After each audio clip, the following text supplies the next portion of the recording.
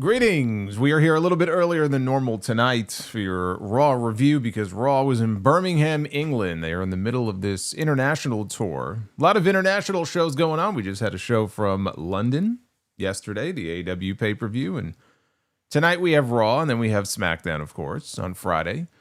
And then we have Clash in Paris, which is coming up next Sunday. So this was the go-home Raw before Clash in Paris. Roman Reigns was on the show tonight.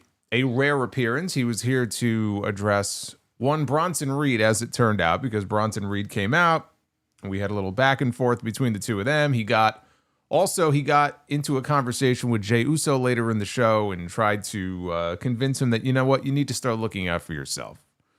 So that was the role that Roman played on the show tonight. And that played out really after the main event, which was between LA Knight and Braun Breaker. And things broke down when the match was over with the challengers in the Fatal 4-Way on Sunday. Seth Rollins is going to have to defend his World Heavyweight Championship against not one, not two, but three men. CM Punk, LA Knight, and Jey Uso.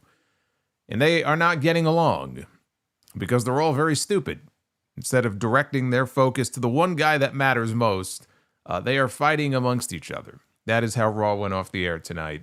Certainly didn't do anything to convince me that any of those three challengers have any real shot of walking out of Paris as the World Heavyweight Champion. But that's how they chose to play things out here. I'll tell you what bothers me more than anything else. Stephanie Vaquer was supposed to challenge for the Women's World Championship on that show on Sunday. And we all know what happened last week. Naomi, of course, is pregnant. She is unable to defend her title. So she vacated it. We have no women's world champion. And they had an entire week to think about what they were going to do. What was the solution going to be to this problem? Because Stephanie has this guaranteed title match in Paris. And as we found out here on this show, the solution is that there will be no women's world championship match in Paris because Adam Pearce needs another week. He's not quite ready yet. He's got a name in mind, and he wouldn't tell Stephanie who the name was, but we got to wait a week. He's trying to make the deal. He's trying to make it official. And then next week, he will try to let her know not only who her opponent is going to be, but when the match will be taking place. So what they have done here is they have removed this match now completely from the show in favor, it looks like, of having Nikki Bella challenging Becky Lynch. Because that is now the one women's match on the show on Sunday. That will be for the Women's Intercontinental Championship. So they have delayed this now until September. One of the matches I was genuinely looking forward to seeing on the show, really, I mean, Stephanie against anybody, but like, is this really that hard? Like, Io Sky is right there. I've talked about this for 2 weeks now. All you needed to do was say, you know what? Io was owed a shot. She didn't get it. Stephanie, I know you're owed a shot. You want a battle royal to get this shot. Io, Stephanie, Paris, let them go out there and tear it up. That's all you needed to do. So now they've just completely bumped the match from the card altogether, and we're going to have to wait to see what they come. It's probably going to be some convoluted bullshit that they come up with, but I'm like, it's staring you right in the fucking face. And maybe it'll end up being Io and Stephanie, and they just wanted to delay it and have it on another show anyway. That's also possible, but I don't know. I mean, the fact that they now need another week to come up with what it is that they are going to do does not give me a lot of hope. So there goes one match I was looking forward to on that show. Speaking of Io Sky, the drama continues with her and the Kabuki Warriors. Really, her and Asuka on the show. As the days of our lives tick down. You know, the segments where Kairi Sane gets very overly emotional here. She's torn between two friends and doesn't know what to do. It's all very melodramatic. And it reached a peak tonight in terms of the over-dramatization of what they're trying to do here. This was your standard run-of-the-mill episode of Raw. You know, when they go overseas and you get these usually very lively, very energetic crowds, you know, they could help lift the show or they become part of the show. And I'm not saying that the people in Birmingham were not, you know, happy to be there and that they weren't loud for parts of the show. But even with that UK crowd, it felt like your standard run-of-the-mill episode of Raw, where the problem they've run into now, for me anyway, is that so many of these episodes, they just sort of blend together. There's just a sameness to it that seems to be getting worse.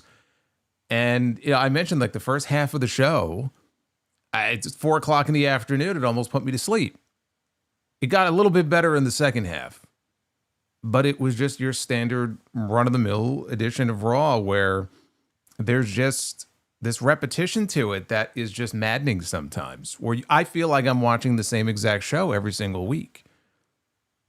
You know, I'm looking at this and I'm like, have an NXT showcase match on the show each week. You do it on SmackDown too if you want to, but like have an NXT showcase, like something different, something that could try to liven things up a little bit, get some new faces featured on the show, and who knows, you know, you don't just have to do matches for the sake of matches. Maybe it leads to something. I don't know, but like something, anything, please. Because these shows have run into this issue now for quite some time, and even when they go international, nothing really seems to change. SmackDown is bad enough on most weeks, and I feel like Raw is not that bad. I'm not going to say Raw is at the level of SmackDown, but sometimes it could be worse. You know, to have a show that just isn't very interesting or isn't very exciting. It's just sort of there, especially when you're 6 days away from this PLE they have coming up. I can't say that what they did on this show did anything to really make me more excited. Whereas, for example, the John Cena Logan Paul segment on SmackDown Friday night, that was the highlight of the night. That actually did make me more interested in seeing John Cena against Logan Paul. See, that's an example of them doing something with an eye towards the PLE that actually worked. You know, worked for me. There was nothing like that on the show tonight. Now, there is some news. I mentioned on the stream last week that some people had, and I think PW Insider talked about this as well, somebody had picked up on the fact that people who had tickets to some of the episodes of Raw coming up in September were alerted that the start times, or like the arrival times on their tickets, were bumped up by an hour. And I said it could be a sign of something. It could be a sign that Raw maybe is going to go a little bit earlier in September. It could be a sign of nothing at all. Well, now we have a little more news. It looks like there is smoke to the fire. Per PW Insider, it appears that there are at least three episodes of Raw coming up in the month of September that are listed for a 6:30 p.m. local start time. In checking the Netflix listings for those episodes, now list Raw as starting at 7 p.m. Eastern. So that is the September 15th Raw in Springfield, Massachusetts, the September 22nd Raw in Evansville, Indiana, and the September 29th Raw in Raleigh, North Carolina. So it appears that Raw is going to be going on the air an hour earlier each of those weeks, and it just so happens to coincide with the beginning of the NFL season. So I don't know if you could draw a straight line from one to the other. It might have something to do with it. I don't know if that's going to bleed over into October, but at least for those episodes in the month of September, we're going to get Raw an hour earlier. Just fine with me. I get to go live an hour earlier on my end, so I'm okay with it. This is your Raw on Netflix review. It is Monday night, August 25th. I guess this is the final Raw for the month of August, 2025. I am the Solomonster. Thank you for joining me, hanging out with me here. I know it's a different time. Not everybody's here, but thank you for being with me. Hit that subscribe button, hit that like button. Super chats are open. And I want to say thank you to everybody who joined me for the Forbidden Door review last night, which was very eventful. Given everything that was going on here, and me going back and forth with my little pest issue, it was a very interesting review, to be sure. But if you missed it, you can go back and check out all the hijinks. And the audio is up as well for those of you who would prefer the audio version. Now, let's get into this Raw show here. Let's tackle this. See, we even have Uncle Saudi is joining us for the review. Roman Reigns. He was up first. He came out to the ring by himself. The crowd, of course, they're in England. They have to sing. So they sang his name European style. Reigns looked into the camera and said, "They love me." He told the crowd to acknowledge him. That led to a round of OTC chants. He said it felt like old times. Said that he has big plans, not only for tonight, but which he really didn't, but for the rest of the year and next year as well.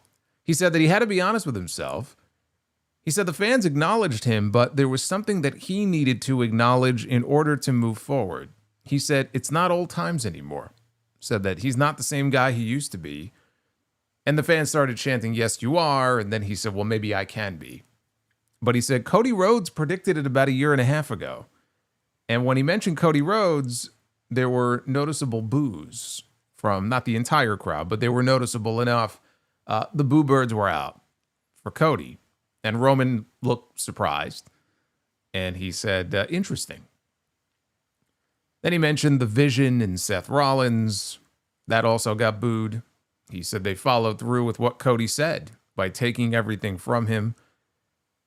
So there was a censored "fuck you Rollins" chant that broke out. Roman smiled and said that he's felt that way for a long time.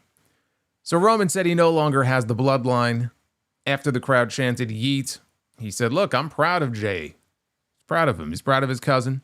People complaining about Jay being in the world title match at Clash in Paris instead of him, he pointed out that Jay was the one who got the winning fall in their tag team match at SummerSlam.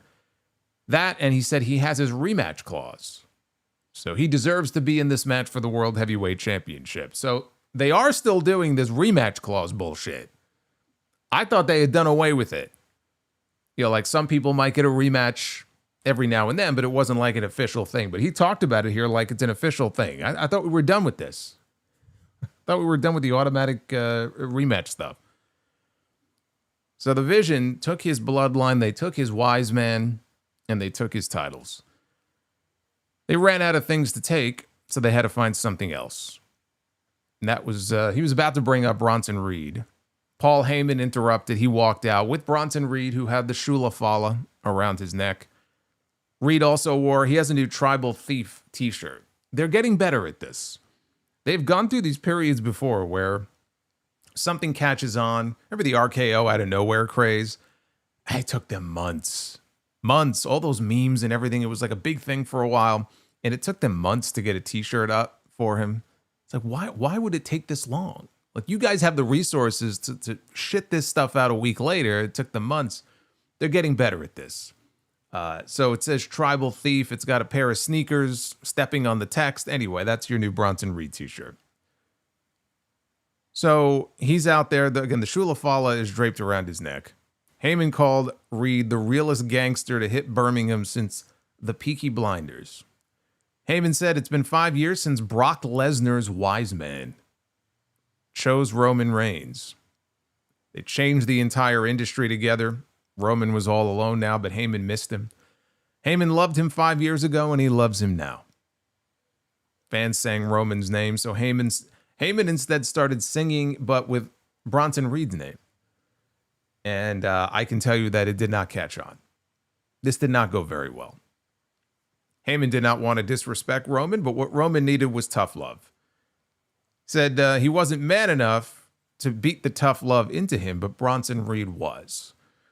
Reigns replied, "Hey, dumbass, on Sunday in Paris, you can kiss my ass because I'm going to whoop that ass." He might have said, "I'm going to whoop his ass," but I think whoop that ass actually sounds better. Reigns called Heyman a dumbass because Heyman would kiss his ass after he kicked Reed's ass. Reed gave Reigns a history lesson. He said Roman's tribe from Samoa is civilized, but his isn't. Reed's tribe was exiled to Australia. Roman's tattoos were all paid for, but Reed's were earned. Reed said that he was the Samoan that Roman's dad and uncle warned him about, and he was about to find out why. And Roman responded, "Hold up, this guy's Samoan?" So he said, "That means your ass belongs to me." Crowd popped for that one. Reigns invited him to the ring to return his shoes, apologize to the fans, and acknowledge him. Reed turned him down. Roman said, "Well, if you're not going to come up here, then I guess I got to go down there." And so he left the ring. They met in the aisle. They started brawling. Security got between them. Reed broke through, and they ended up in the ring. Reed squashed everyone in the corner. And he went up for the tsunami splash. People were trying to stop him. Reigns popped up, though, caught him with a Superman punch. So we never did get that tsunami. Reigns went after Reed again outside the ring. They got held back by security. There was really nothing wrong with this segment other than we were 27 minutes into this show when this segment was over. Almost half an hour had gone by. I mean, it was good. It wasn't that good. It wasn't 27 minutes good. The hell are we doing here? They didn't need 27 minutes for this. Otherwise, it was good to see Bronson Reed get some promo time in the absence of Seth Rollins. He wasn't out there. Braun Breaker wasn't out there. I mean, Heyman spoke for a little bit, but I don't know. We don't get to see Bronson Reed getting that one-on-one promo time very often, and he's good. So it was good to see him get that chance. And, Roman got a few good lines in there, and that was it. It was pretty straightforward stuff. This match is about Bronson Reed disrespecting him and stealing his shoes. There really isn't much more to this story than that. He's working for Paul Heyman. Paul Heyman used to be Roman's wise man. The Vision and Seth Rollins, they've been a thorn in Roman's side for years. I mean, let alone since WrestleMania. And so he's going to get his revenge on one of Seth's boys and try to get his shoes back. That's it. That's the story going into Sunday. So like last week, Finn Balor was unable to find Dominic Mysterio. He's looking for him. He doesn't know where Dom is. And at that moment, he happened to bump into Dom, who was speaking to El Grande Americano. Balor asked him, what's up? What's going on? Dom said, don't worry about it. I'll join you guys later. So that led into Dragon Lee going one-on-one with JD McDonagh, who had Finn Balor in his corner. Balor got ejected. Off is a direction you can fuck. Oh, my. Jeremy with the very declarative statement here. Thank you, Jeremy, for the 22.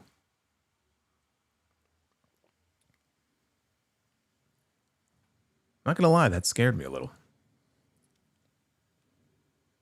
It's Grande Kaiser, the speed champion. Has Kaiser defended the speed title? I mean, I know when El Grande Americano won the belt, it was Gable. Has Kaiser defended the title in Gable's absence? I did not watch Speed. Speed is not a thing anymore, by the way. Speed is done. They are not getting rid of the speed titles. I did see that on NXT, maybe at Heatwave, they mentioned, at least with the women's, I imagine the men's would be the same thing, I would think, but the women's speed title, I guess, is going to be defended in NXT, from what I understand. Maybe the men's speed title will be defended on Raw and SmackDown. So they're not getting rid of those belts, even though speed no longer exists. I guess those matches will only be 3 minutes max. Balor got ejected from ringside very early in this match, and it was a rare thing where the fans actually booed the heel being ejected. McDonagh took control as they went to commercial break 90 seconds into this match. Dragon Lee made a comeback as they came back. Lee hit a snap German, Poison Rana. McDonagh came back with a Spanish fly for 2. Lee followed later with a Liger bomb for a near fall. My Netflix feed, and I know I wasn't the only one, but my Netflix feed at this point began to glitch out. It was very choppy. This went on for a few minutes. It resolved just in time for the finish. Dom tried to interfere in the match. AJ Styles ran out to attack him, chased him off. Corey Graves, by the way, he called AJ Styles the hater of the year because this is now the second time that he has traveled overseas to attack someone. Lee then hit McDonagh with Operation Dragon and picked up the win. What we got to see here between the ads and the glitching and everything, it was actually only about 5 minutes. We got 5 minutes worth of what we were actually able to see. Those 5 minutes, they were good. It was a good 5 minutes. It was also, I should point out, Dragon Lee's first singles win since November of last year. Jackie Redmond interviewed LA Knight in what appeared to be a restaurant, an empty restaurant inside the venue somewhere. Knight wondered whether CM Punk hitting him last week was intentional or accidental. Knight said Punk shrugged his shoulders after he hit him and didn't help him. And he said Punk wanted everybody to work together, but that can't happen now. And he said Punk is a hungry man. He said it's feast or famine on Sunday, and the rations are limited. Who came up with that line? It's feast or famine, and the rations are limited. What was that line that Jim Neidhart had before the Canadian Stampede 10-man tag? We're going to get really hungry and forget our manners. It's like, Oh, that still lives rent-free in my head. I'm going to get really hungry and forget my manners. This wasn't as bad as that. So he said that he found it very convenient that he was the only one from the Fatal 4-Way coming up on Sunday who actually had to wrestle a match tonight. And he planned on smacking Braun Breaker back to factory settings. The Judgment Day yet again met backstage. You know, Roxanne Perez just did an interview with Chris Van Vliet. I did not watch the entire thing. What I saw of it was very interesting, but she did make a comment in there, and it's very apparent when you watch these shows. You know, whatever you think of the Judgment Day, and whether or not it's a good thing when somebody is added to the Judgment Day, I look at it as a great thing if you are fortunate enough to be added to the Judgment Day, as Roxanne was, because the Judgment Day, she pointed out even in the interview, like, you don't realize until you're in it how many segments on the show that you have. And this is the case every single week. The Judgment Day has multiple segments, more than the Vision, which is the top heel faction on the brand. Multiple segments on the show every single week. I would say typically they have a minimum of 3 backstage segments, maybe 4, and at least one match, maybe 2. You know, one with the men, one with the women. They get a lot of real estate on television. So if you are in the Judgment Day, I mean, that's a great thing. That's what you want. You know, you want to maximize your minutes on television as much as possible. And if that's what you want, then the best thing to do is to hope and pray or pitch that they put you in the Judgment Day, because I can't remember a faction or recent memory that got as much television time on these shows as they do. I mean, the Bloodline on SmackDown, when the Bloodline was really rocking, not this shell of the Bloodline that they have now, but on Raw, it's the Judgment Day. I mean, they're all over the place. So anyway, as this was going on here, Raquel Rodriguez stopped an argument that broke out between Dom and Balor. Balor thought Dom had McDonagh's back. What happened out there? Dom said Balor has known AJ Styles the longest, and he suggested, why don't you deal with him? You know him more than I do. So Balor glared at him and said, fine, I'll talk to Adam Pearce and I'll deal with AJ myself. After this, we had Penta against Kofi Kingston. The New Day continue to wear all black. They are still in mourning over losing their tag team title, which was months ago at this point. I mean, I understand they're very upset about losing their tag team titles, but, one can't grieve forever. So Woods wore a black neck brace. He had a black cane. Grayson Waller had Corey Graves sign a petition to try to have the Mexican Destroyer banned. Penta set up for a flip dive early in the match. Kingston sprinted away up the aisle. That took us into a commercial. Kingston took control during the break. He gave Penta a back body drop onto the announce desk. And it took Penta a full 9 seconds to make it back into the ring, barely in the nick of time. And as Penta made his comeback, Michael Cole said that it would be embarrassing if the New Day lost to him for the second straight week. Oh, I don't know. I mean, I don't consider it embarrassing if you lose to Penta. Evidently, they do. They traded moves that led to Penta going for a destroyer. Kingston countered out of it with a back body drop. Kingston followed with a famouser for 2. Penta botched a Rana attempt off the rope, so he hit a superplex. That brought Kofi down to the mat instead. Penta followed with a Penta driver. Kofi kicked out. Kicked out of a Penta driver. Possibly the first man to do so in WWE. Penta kicked Waller in the face, and his papers went flying before hitting Kingston and Woods with a flip dive. Penta went to the ropes for a destroyer attempt, but he got distracted by Grayson Waller. Kingston then tripped Penta off the ropes and hit the Trouble in Paradise. And Penta just sort of slowly crumbled to the mat. Kofi covers him, and he pins Penta. And the crowd groaned. And so did I. Now, I understand that Kofi Kingston was WWE champion for 6 months. I do remember that. I remember when Kofi Mania was a thing. It's been a while, though, since that was the case. And then he got sent back to tag team hell.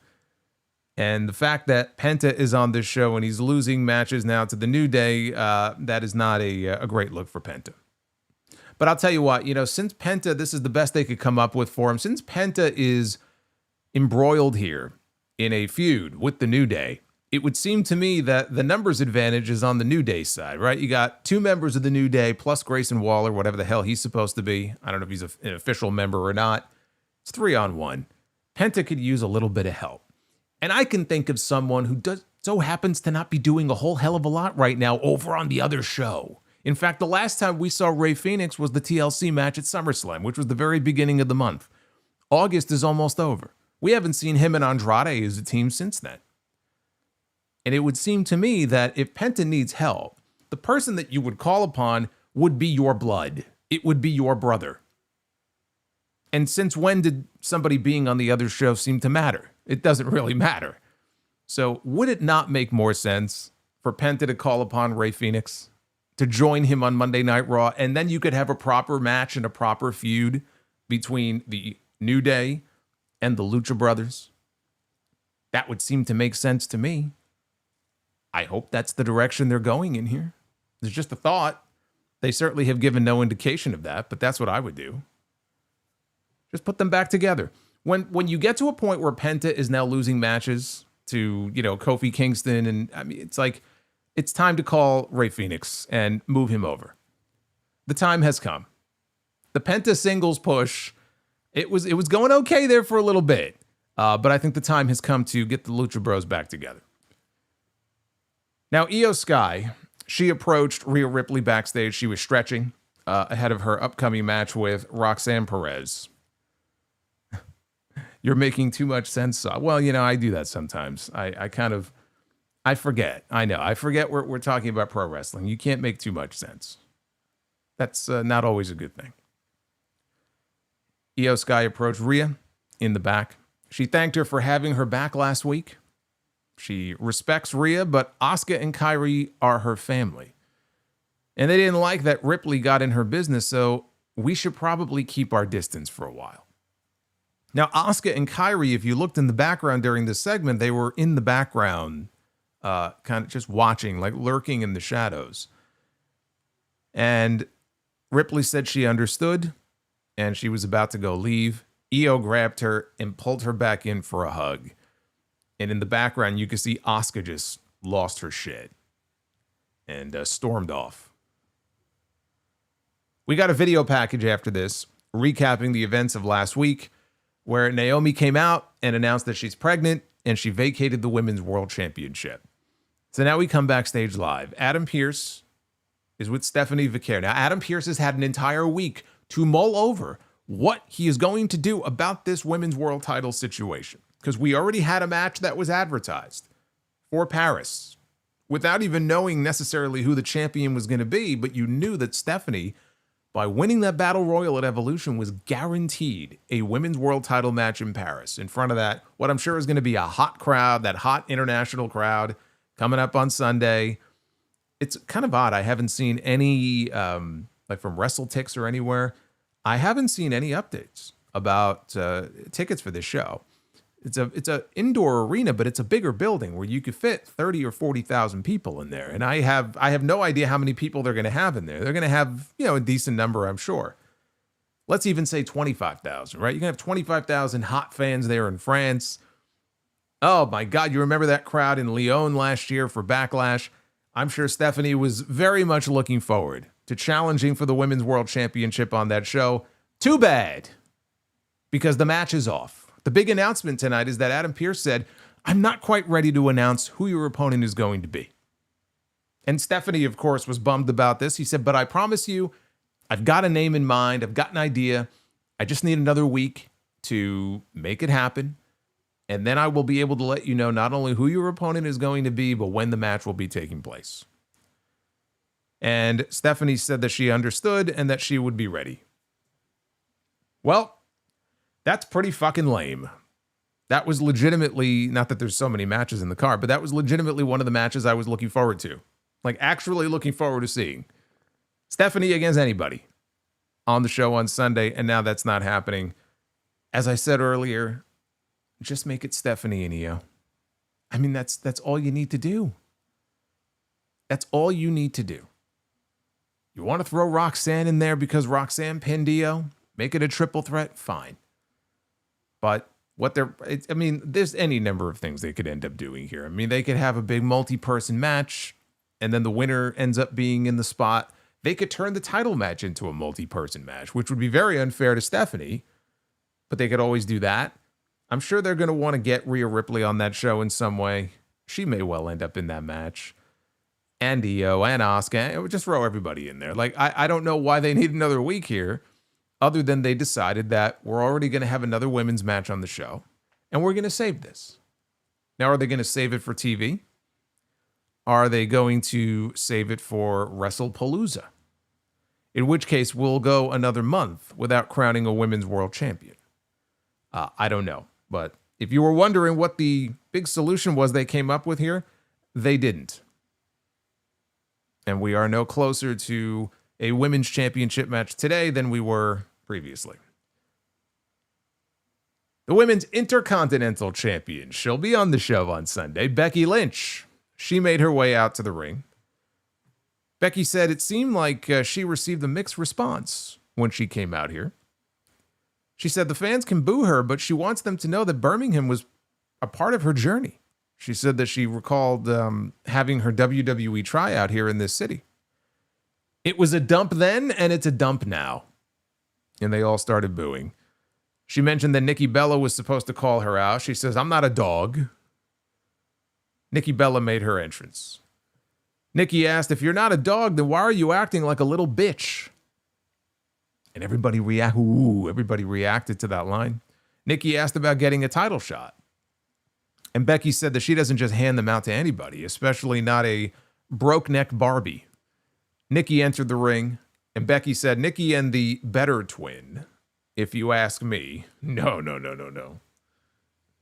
I don't concur on that. But you and the better twin, according to her, revolutionized the women's division. Yes, they tell us this every single week. I think this is like a mandatory, obligatory line that has to be in the script every time Nikki Bella has a segment on this show. If Nikki herself doesn't say it, somebody has to go out of their way to talk about how Nikki revolutionized women's wrestling. How she revolutionized, the Bella twins revolutionized. Because I feel like every time they're out there, we hear that every single time. So Becky Lynch was sure to point that out here in this segment. Revolutionized the division. And Becky said that she never wanted to respect Nikki. She wanted to replace her. Nikki said that Becky wanted to replace her because she's afraid to face her. And she said that she remembered Becky being Charlotte Flair's little sidekick. Becky took issue with that. And then she boasted about being the best women's wrestler.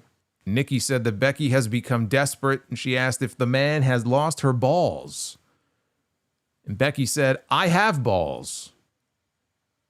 Nikki said that she might be a champion, but she's also another C word.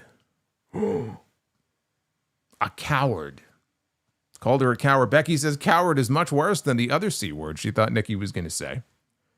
Becky says that they'll have their match in Paris because she's not wrestling in Birmingham. The only good thing that came out of here died a month ago. And in fairness to Ozzy Osbourne, he had the good sense to move to Los Angeles, a proper city. Because if she lived in Birmingham, I would die too. Now, this wasn't quite Big Boss Man levels of depravity and heat here, but it did remind me of that one line in the Boss Man's poem to the Big Show, when the Big Show's father in storyline had died. He had passed away of cancer, and Big Boss Man was out there with a special greeting card for the Big Show. And if I remember correctly, I believe the closing line of that card was, if I had a son as stupid as you, I'd have wished for cancer so I would die too. That was the line that the Boss Man threw out there. This wasn't quite as harsh as that, but it did kind of remind me of that. Nikki said that Becky knows that no matter how hard Becky tries, her name will never be as big as Bella. That's what she said. That's what she said. Nikki grabbed the belt, held it up while she talked about becoming the new Intercontinental Champion. Becky threw a kick at Nikki, who caught her foot. knocked her down. Nikki was able to evade a manhandle slam attempt, and then Becky was able to evade a rack attack 2.0 attempt. Michael, I know, yes, he said that greeting card was very heartfelt. It was a very heartfelt card.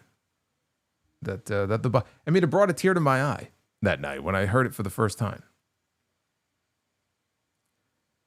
You know, it's funny how Nikki Bella came out here, and one of the first things she did was she accused Becky of taking the low road and resorting to cheap insults. Nikki Bella was the one who came out here, and the first thing she did was call Becky Lynch a bitch. She called her a bitch, and then she accused her of not having any balls. Who's the one taking the low road here? But this was a fine smack talk segment. Both women, I thought, held their own. They made the match official for Paris, which was the whole point of this. I guess asking for 2 women's matches on a show with only 5 matches here on this fucking PLE is too much to ask for. So this will be your women's match. Likely your one women's match on Sunday. Jackie Redmond spoke with CM Punk backstage and brought up LA Knight's comments earlier. Punk said that it obviously will be every man for himself on Sunday, but he was just trying to get everybody on the same page so they can make sure they all got to the match, given that Seth Rollins has the numbers advantage. Punk recalled Knight saying that he's hungry. Punk said he's actually obsessed. And he closed by doing his version of LA Knight's closing line. We got Rhea Ripley, one-on-one with Roxanne Perez. Michael Cole said this is the 3rd match between the 2 of them, and Perez has yet to beat Rhea. Corey Graves pointed out that Rhea Ripley has yet to beat Io Sky, and yet Roxanne Perez, as of a few weeks ago, now has a win herself over Io Sky. Perez landed a springboard moonsault for a 2 count that took us into a commercial break. We got a distraction from Raquel Rodriguez that allowed Roxanne to take over with a suicide dive. She worked over Ripley's leg during a break, spiked her with a DDT.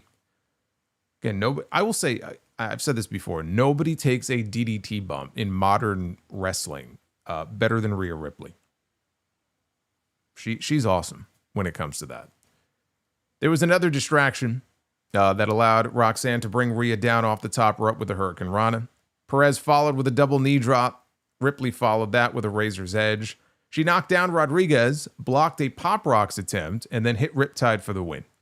So Roxanne Perez has never beaten Rhea Ripley, and evidently she never will. Rhea stands tall. Now, Rodriguez attacked Ripley when the match was over. She was trying to fight her off, but Roxanne got involved. It's 2-on-1. The fans started chanting for Io, and they got Io. Io Sky's music hits. She runs out to make the save. She sent Raquel out of the ring with a missile dropkick, and then she hugged Rhea, and the baby faces stood tall. Now, this was a fine TV match between these two. Nothing terribly special, but it was fine as a television match. WWE is said to be very high on Roxanne Perez. I almost said Roxanne Rodriguez. I'm fusing them.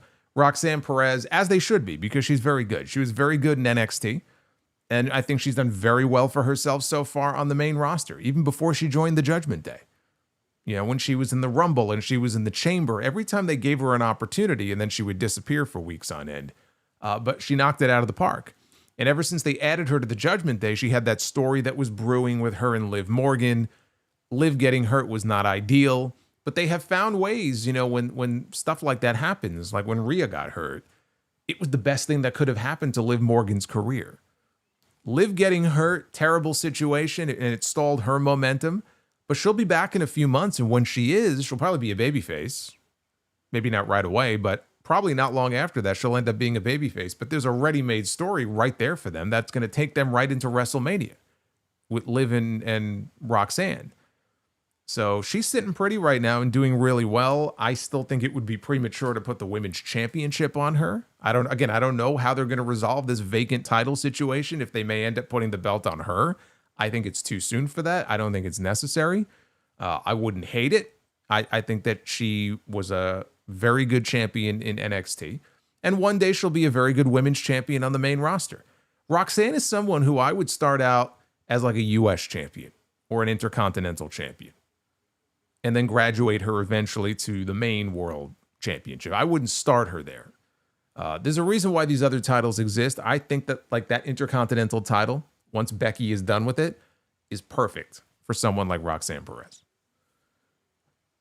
Io saving Rhea here obviously was not going to make Asuka very happy, and it didn't. In the back later, Rhea told Io, "So much for keeping your distance." Io said she owed her for last week, and Ripley told her, "You don't owe me anything. I appreciate it." She said, "Thank you." And she walked away just as Asuka and Kairi Sane showed up to confront Io. Asuka was not happy. She started screaming at Io in Japanese, told her in English to stop talking to Rhea. Asuka stormed off. Io looks at Kairi and says, "Please trust me." And Kairi Sane here acted all melodramatic and like she was being torn between these two friends that she cares about. And she's like almost crying to the point of like on the verge of tears. And she just says, "Sorry." And she leaves to go join Asuka. The stuff with Kairi here was comically overdramatic. And I assume that's what they're going for. I assume that's what they're telling her to do. But like, as you're watching this, it's like, all right, they're laying it on a little too thick here. She's, I guess she's just under the spell of Asuka. Look, I wouldn't want to incur Asuka's wrath either. When she starts popping off, I mean, I could see where Kairi would be, a little intimidated by that. But yeah, this was a little melodramatic. We had AJ Styles against Finn Balor. There was a time a number of years ago where they would announce a match like this and it's like, oh shit. Hey, we're getting AJ Styles against Finn Balor. And now it's like, all right, we're getting AJ Styles against Finn Balor. Unannounced here on the show. Came back from break. Balor was already in the ring. Ding, ding, ding. The match begins. Crowd gave them some polite applause as the match began. They wrestled back and forth for a few minutes until Balor drop-kicked AJ off the apron. Styles later on blocked a crossbody, hit a backbreaker, followed by a fireman's carry neckbreaker for 2. Balor responded with a sling blade and a dropkick into the corner. Styles was able to avoid a coup de grace, and a series of counters led to a Styles clash to give AJ the win. Clean as a whistle here in the middle of the ring. This was as basic a match as you will ever see AJ Styles and Finn Balor have. And even a very basic AJ Styles Finn Balor match is still a solid match. But that's really all it was. They had a solid match here. It's not anything that you can't see, honestly, in any other match on the show. But it served its purpose, which was to have Balor attempt to take out AJ, and he failed. And that's only going to cause more problems when it comes to him and Dominic. So that was the whole purpose of this. Now, backstage, Jey Uso was all stressed out about the 4-way match coming up on Sunday at Clash in Paris. Camera panned back, and it showed that he was talking to Roman Reigns. And Roman warned him, first of all, never to trust CM Punk. Reigns also wondered, why is Jey so uptight? He told him, you got to stop helping people. You've helped enough. Said that you've helped me, you've helped our family, you've helped the locker room, you've helped the company. It was time for Jey to do it for himself. It wasn't about being one of the boys or making friends. It was about cashing in on the moments and locking in a legacy. Reigns said that that was his perspective. Ultimately, it's up to Jey to be Jey. We got another Bayley video where she could hear the inner voice or voices, and we as the viewer could hear the voices in her head. They've been doing this for a few weeks now. It started with the younger, more upbeat version of Bayley talking to her before the heel version interrupted. And the two voices were, in conflict with one another. And they started arguing back and forth to the point where it was just driving Bayley absolutely crazy. And she ended up shouting for them to just stop. And then the voices stopped. We go backstage. Lyra Valkyria expresses to Adam Pearce that she has been very concerned about Bayley asked if they had checked up on her or if there was any sort of update on her medical state.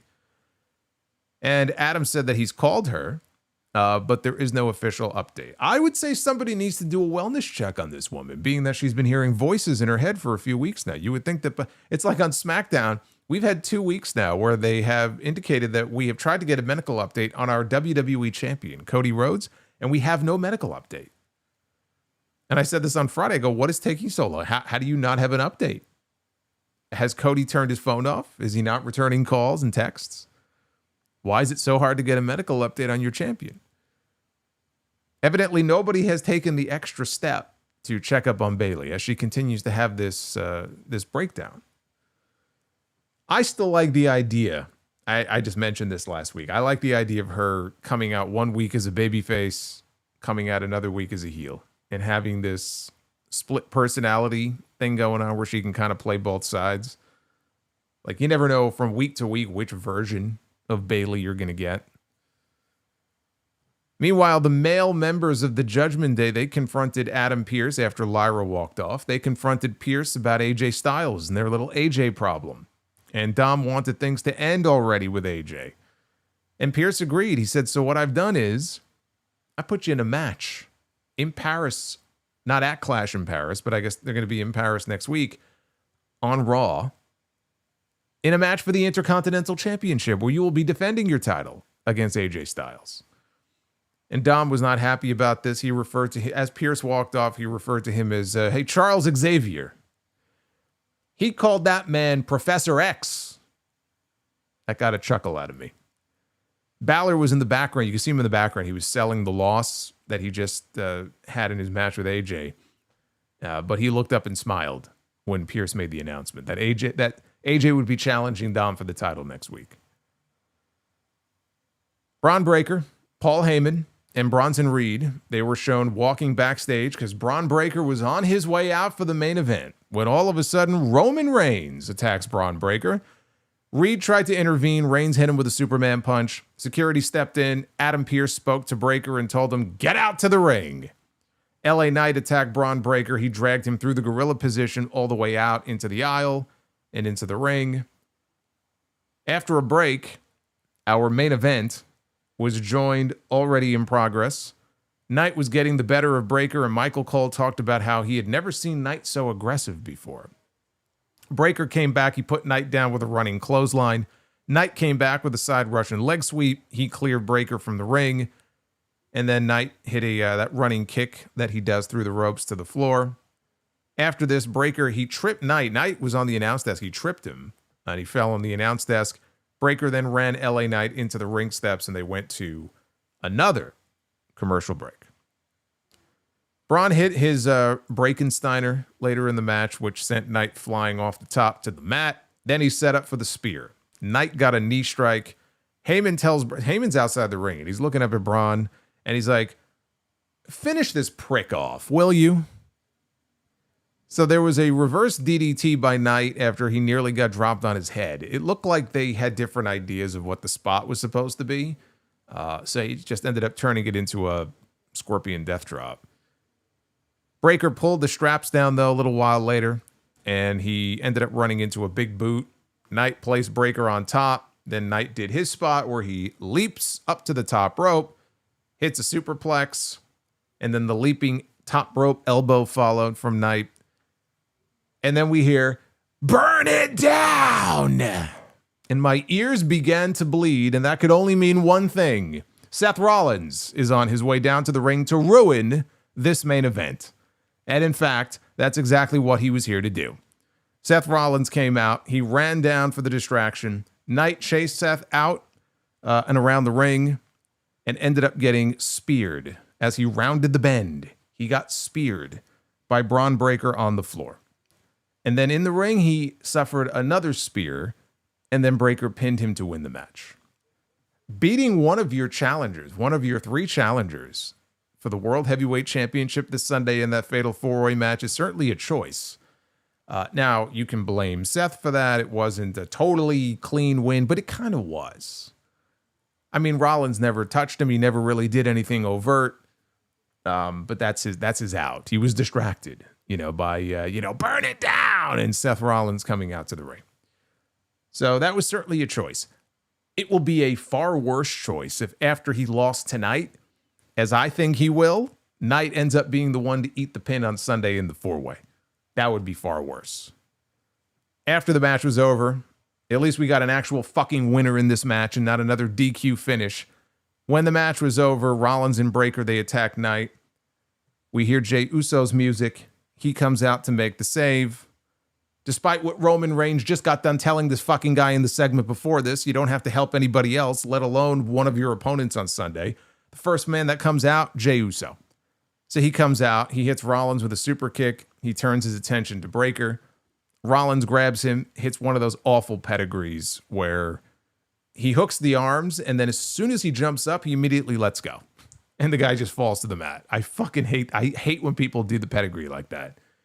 Like if you don't trust yourself enough, like to do the move in a way that at least looks good, I get it, but then don't do it. But I mean, most people have been doing a shitty pedigree now for 25 years. So I mean, it's not really just a Seth Rollins problem. Even Triple H, at some point, he just was like, he would give up on it, like halfway into the move. You know who would take the worst pedigrees, even 20 years ago? Kane. And I mean, he's a bigger guy. I guess I can kind of understand it, but I mean, at least he had a mask on. But like Kane always took a shitty because he would always put a knee down. And I'm like, man, this looks like shit.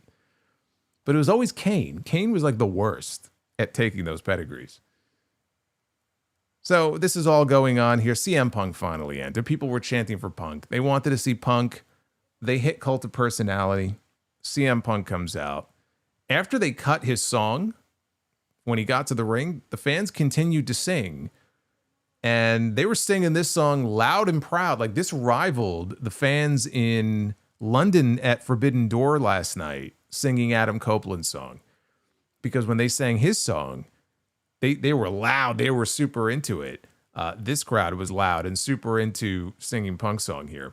Punk attacked Rollins. Braun, though, pulled Rollins out of the ring to safety. The crowd started chanting, "Seth's a pussy," which got censored. Punk helped Jey to his feet. Knight confronted Punk.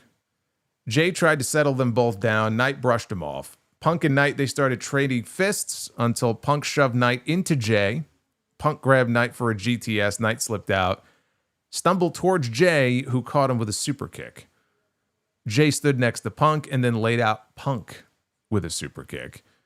And Rollins was very amused. I mean, he's watching this, right? These were all of his opponents on Sunday. He was very amused by all of this. Jey then yeeted with the crowd as the show came to an end. So Jey Uso stands tall, which is good for him because he will not be at the end of that main event on Sunday. But neither will any of these other bozos who continue to fight each other instead of focusing on the actual goal here, which should be taking out Seth Rollins and this faction of his. He's the world heavyweight champion. He's their target on Sunday. And instead, they are just at each other's throats. And we have all of this drama between these challengers every single week, which I guess is good. When you have a television show, you want to have drama. But boy, it does make them look kind of dumb, doesn't it? Jey Uso should have taken his cousin's advice and just stayed in the back. I love how he heard everything Roman had to say. And he was the first guy to come out there to try to make the save. And then so he ends up being involved and embroiled in all this bullshit here at the end of the show. They certainly did not do anything here on this go-home edition of Raw that would make you think that any of these challengers, any of these three men, are leaving Paris as the world heavyweight champion. So to that end, I don't really know that I can call this a successful segment. They certainly tried to build up some drama between those three. But does anybody honestly think Seth Rollins, who just cashed in this month to win the World Heavyweight Championship, is going to lose to Jey Uso? Is going to lose to LA Knight? CM Punk would be the likeliest, and CM Punk will probably eventually win back the World Heavyweight Championship. I don't think he has to. But if he does, it ain't going to be in Paris. It would be at WrestleMania. But it will not be in Paris. And that concluded a very run-of-the-mill episode of Raw.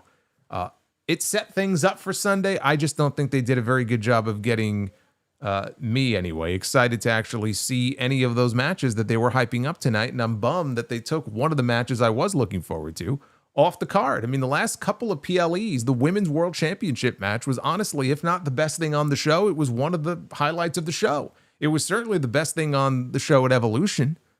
That match with Rhea and Io was fucking great. It's one of the best matches I've seen all year. So yes, I was looking forward to seeing Stephanie, who has been just completely forgotten about on most weeks on this show. She doesn't wrestle. We barely see her. Tonight was another example. We saw her for all of 20 seconds on screen. She needed this match because she hasn't done anything this month. Now she's got to wait until September. Now we're going to go into the next month before we even see her back in the ring wrestling for this championship. So that was a big bummer, finding out that match isn't even on the card. This is the card. This is the official card right now as things stand for Clash in Paris coming up on Sunday. Sheamus and Rusev, who they had dueling video packages for tonight, one for each. Otherwise, they were not on the show, but they will be in a good old-fashioned Donnybrook match, which is basically just no DQ, no count out. I would have made it falls count anywhere. They wanted to go with the Donnybrook stipulation, so we'll get barrels. We'll get barrels and all kinds of kendo sticks. You got to have the kendo sticks. At least they're having a PLE match. It's great. It's great. I talked last week. The last time we saw Sheamus in a singles match on a PLE was Clash at the Castle in 2022. 3 years ago against Gunther. Good for him. He's got himself a PLE match. Roman Reigns is going to try to get his shoes back from Bronson Reed. Becky Lynch defends the Intercontinental title against Nikki Bella. John Cena goes one-on-one with Logan Paul. And Seth Rollins will defend the World Heavyweight Champ. Uh-oh. Shut the fuck up. Will defend against Sidra. Fuck that tree. Chop that shit down, Sidro. Sidro. With the learning tree. Thank you, Sidro. A rare appearance by Sidro here. We see more of Stephanie on Raw than we see of Sidro here on the streams. But Seth Rollins is going to defend the World Heavyweight Championship in a four-way against CM Punk, Jey Uso, and LA Knight. And that looks to be the full card unless they add Charlotte and Alexa against the Secret Hervis. And that doesn't scream Clash in Paris match to me. That screams TV match to me. So short of that, it looks like we're getting another 5-match PLE here. Not the most inspiring card that Triple H has ever put together here. See, I think they're putting all of their efforts towards WrestlePalooza. We're going to get Cody Rhodes against Drew McIntyre. We're going to get John Cena against Brock Lesnar. And for all we know, we may not have a Women's World Champion until that show. And who knows what else we might have. Who knows? I think they're going to try to load that show, that first ESPN show. They're going to try to load that show up as much as they possibly can. Oh, BlissFan says they announced that for SmackDown. Well, there you go. All right, well, there you go. Charlotte and Alexa defending the women's tag team titles on SmackDown against Alba Fire. That's right, you're right. They did announce that. Alba Fire and Isla Dawn. Alba Fire. I don't fucking care. Alba Fire and Piper Niven. Good, whatever. They're not going to win. Who gives a shit? Anyway, so there you go. You want to see the match? It's going to be on SmackDown on Friday night. Oh my God. Oh, these shows. Like I said, there's just a repetitive nature to these shows with the same people. They might mix up the order on these shows, but my God. And you know what part of the problem is too? It's not even that like, okay, they're telling these stories with these same people, right? But they play out each week. The stories just aren't very interesting. I might be able to excuse it if the stories were fucking fun, but they're not for the most part. For the most part. I'm not saying everything on the show is bad, but there's just not enough going on in those 2.5 hours that really offers a whole lot of variety from week to week. And that's why there's this sameness to these shows. That's why I threw that idea, which is just an idea like for an NXT showcase match or something like that to get some new faces on the show. And maybe from there you can come up with, stories even. But at least it's something different, to have on the show. Even the speed titles, like as dumb of a concept as it is, people do have a short attention span, so it might work for some. But like, if you wanted to have a speed match on Raw each week, right? It's only 3 minutes, but I take even that at this point. Have El Grande Americano out there defending his championship. You got to beat him in 3 minutes or less to win the speed title. Could have some fun with that. Just trying to come up with some new concepts and new ideas that they could do. Because these shows, man, are it's just so low effort. But this is what you can get away with. When business is hot and you've got all this guaranteed money coming in and they're making these big deals left and right, you don't really have the incentive to change from that formula. You have a formula that you think works for you, and that's a great word for it. Very formulaic. Very formulaic. How would you grade Raw? From Birmingham, UK, 16% grade this show an A. 27% grade the show a B. 26% grade this show a C. 31% give Raw a D. I'm not going to argue. I wouldn't say D, but it's definitely not an A. In that B and C range. That sounds about right. You can go vote at Solomonster. You want to grade that report card? There you go. That is as bad of a Raw rating, by the way, a Raw score in the poll as I have seen in months. That's awful. So even Sidro says, first D for Raw. When you've lost Sidro, I don't know what to tell you. Once that's happened, you really had to do something awful. Sidro, he just tries to make people laugh. Always with a smile on his face, always in a good mood. When you've lost Sidro, you're doing something terribly wrong. Terrible dried chicken. Speaking of terrible. Terrible dried chicken. Please get us started here. Let's get us started here. Terrible dried chicken. I'm disappointed that Stephanie Vaquer is still not getting a match at Clash in Paris. Less is more my ass with Triple H. It's more like less is less. Well, we did have that one show earlier this year that had 4 matches instead of 5. Could be worse. Also, I feel like the slow burn booking style is starting to work against WWE. They don't care, but as a viewer, it is punishment. They don't like to break from their formula that they have. And they think that every week it's like a little movie that they're shooting, right? Because they basically make movies. That's what Vince McMahon used to say, right? We make movies. There's a lot of bad movies out there, though. Not every movie is a good movie. Believe me, I've gone to the movies before, and I've sat through movies where I fall asleep in the middle of the movie. Joseph Stewart, if Hogan returned to WWE in 1998 and Austin versus Hogan had happened at WrestleMania 15, would The Rock, Mankind, Triple H's careers, what would they look like today? They would look exactly the same. Like long term, their careers would have been fine. It would not have changed any of their careers in any sort of truly radical way. Do you think the new generation era is an underrated era in WWE history? I do. Buy or sell, Star Wars or Spaceballs? Spaceballs. Are you a fan of Jurassic Park? And what is your favorite? What is your favorite scene in the first Jurassic Park movie? I am a fan of the first Jurassic Park. And my favorite scene is probably the guy on the toilet who gets eaten as he's on the sitting on the shitter. Or the kids in the car, holding that pane of glass as the dinosaur looks down. It's a terrifying scene.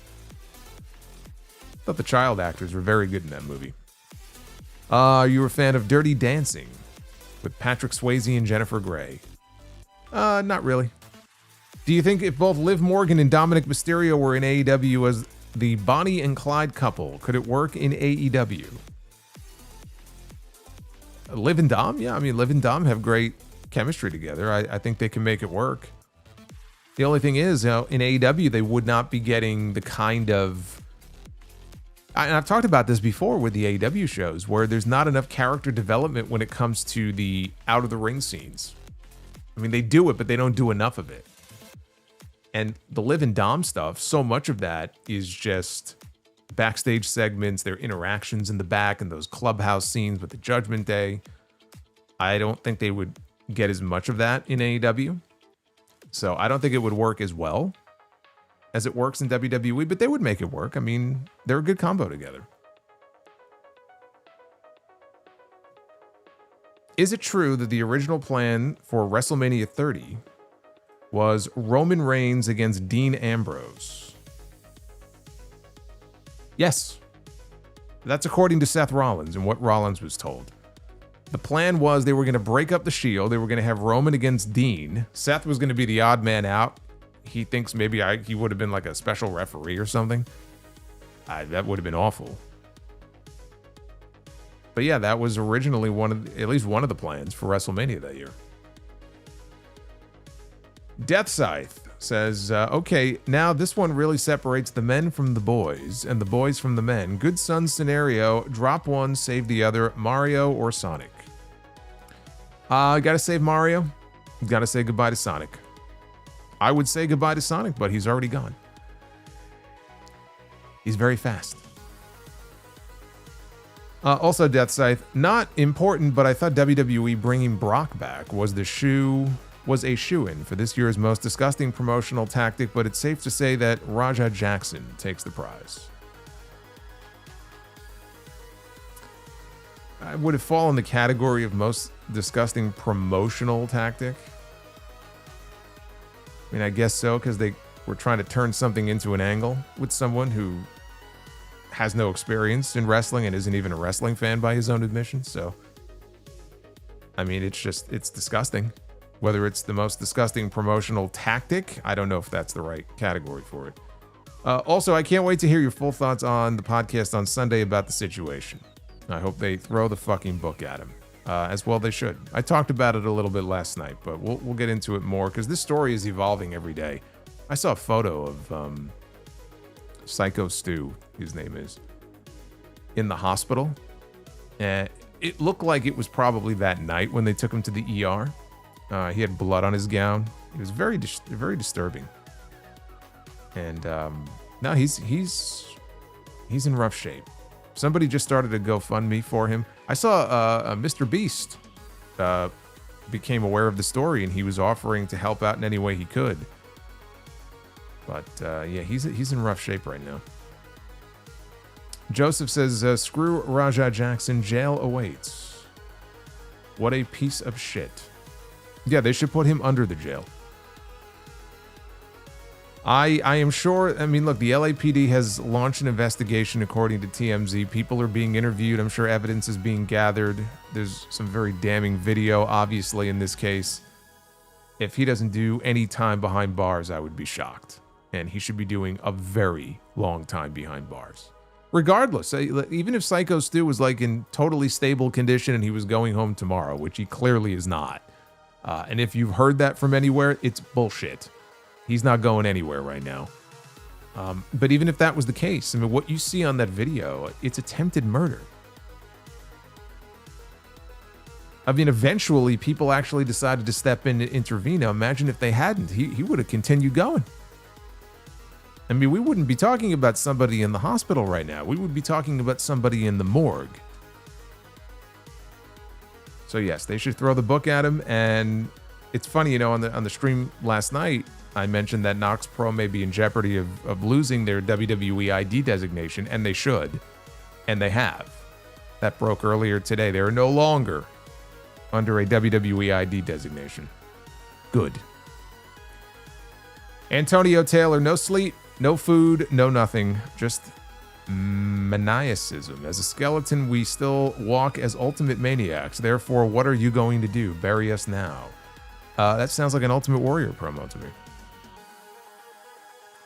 If not, it sounds like something the Ultimate Warrior would have absolutely said back in the promo.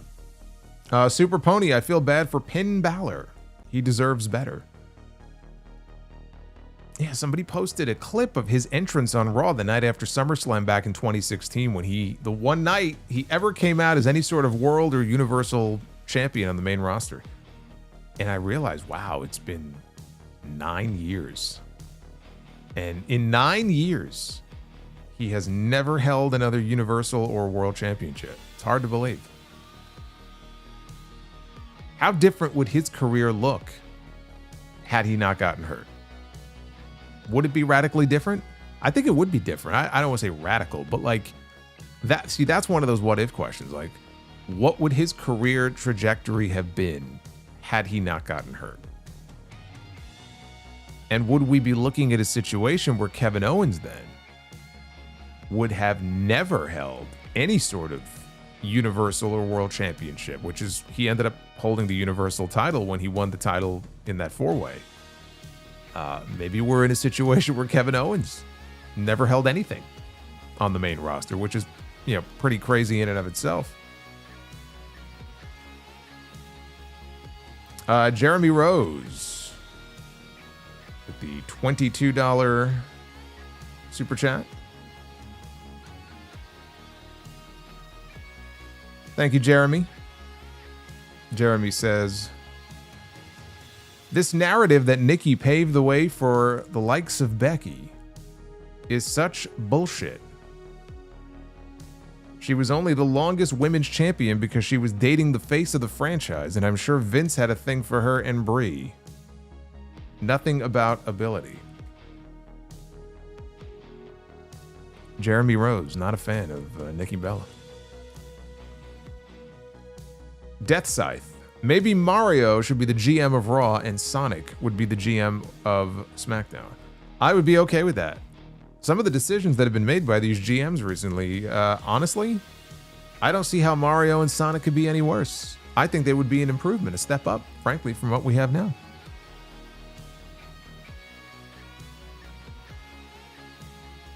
We got vibes and stuff. Is Rollins the least interesting member in his own crew?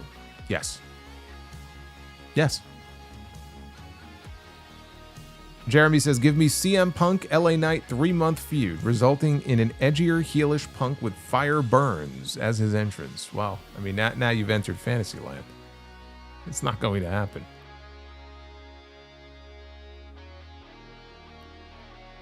Terrible dried chicken.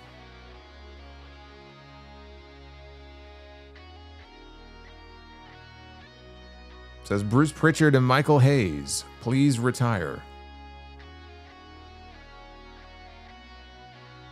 Blame anybody but Triple H, huh? Brandon Proctor, thank you for the 39 months of channel membership. Says, really enjoyed Forbidden Door yesterday, them playing Hanson for the Bucks and Kenny dancing Pop Me. That was honestly one of the best moments of the entire show. When they played Bop and the Bucks came out, they were all frustrated. I said that, okay, that's fucking great. But still, I can't believe that Tony shelled out the cash for Hanson, but he couldn't shell out the cash for Oasis for Nigel.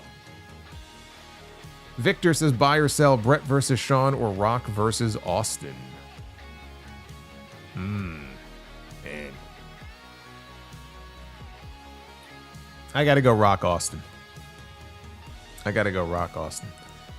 Dry Chicken says the Judgment Day on Netflix will be a TV series. It already is. It's called Raw, dude.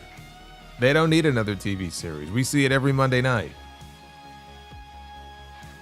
Also, here's a t-shirt idea.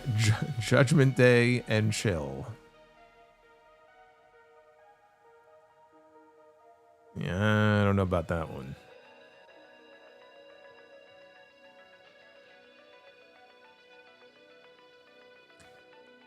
Jeremy Rose, top 3 things I hate about the TKO era. Number 1, ticket prices. Number 2, not seeing both wrestlers' entrances. Number 3, B-level celebrities galore. They didn't show any celebrities tonight, did they?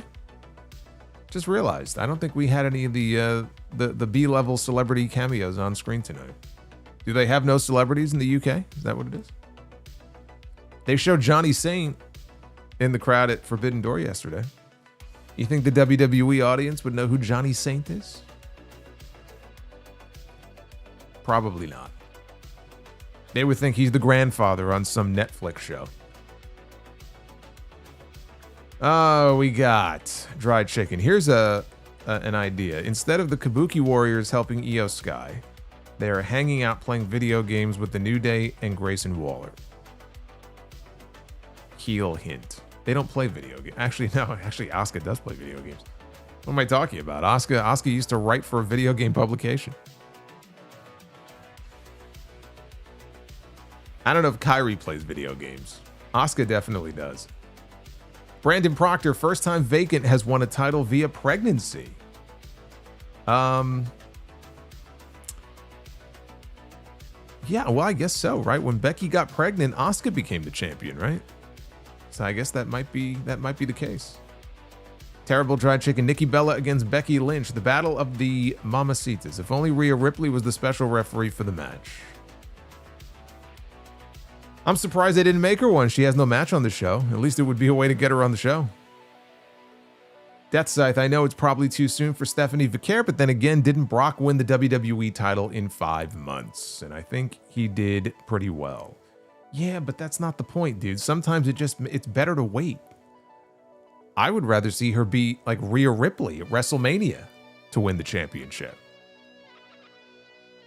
They haven't established her enough on the show. Dude, you're talking about Brock Lesnar in 2002. He was on the show every single week, wrecking shit. Before he won the title, I mean, he beat some pretty big names. And he won King of the Ring and all these different things that he was doing. And he wrestled Ric Flair and Hulk Hogan and all these people. What have they done with Stephanie? She won the Battle Royal at Evolution. We've seen her on TV, I think, in a match once since then. That was in mid-July. You just gonna throw the women's title on her?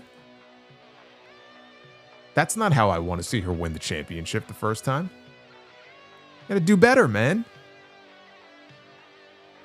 Sidro, with 13 months of membership. There he is. What is an escalator? Say when it stops working. Nothing. It just stares. It just stares. And a sheep, a drum, and a snake fell off a cliff. Badum tis. Badum. Oh, there you go. Oh, look at that. Perfect sound effect, you motherfucker. There you go. That might be your best one yet. Sidro, son. Holding an acorn. What's this? Me. An oak tree. Son, really? Me. In a nutshell, yes. And made a dating site for chickens.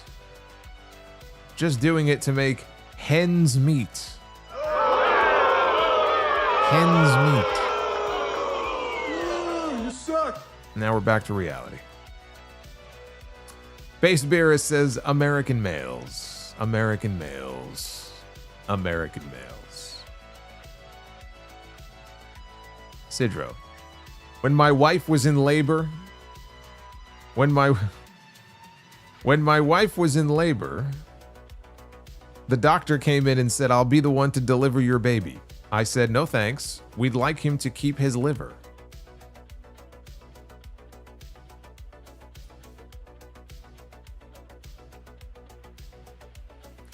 I don't know how to react to that. So I'm going to move on. Terrible dried chicken. Seth Rollins will walk in Paris as the champion. He will leave as champion with some bruises on his back, legs, chest, face, hips, and butt cheeks. What the fuck is going on here? Bruises on his back, legs, chest, face, hips, and butt cheeks? Yeah, I mean, that's not the pay-per-view I'm ordering on Sunday. I mean, I guess we don't order them anymore. We used to order the pay-per-view. Actually, I did yesterday with Forbidden Door. Sidro asked son what he learned in school today. He said, gay men like Sony. Lesbians favor Yamaha. And transgender people prefer Bose. It's Bose, right? I always pronounce that wrong. I knelt, put my hand on his shoulder, and said, "Son, those are just stereotypes." Well, you're full of them, aren't you?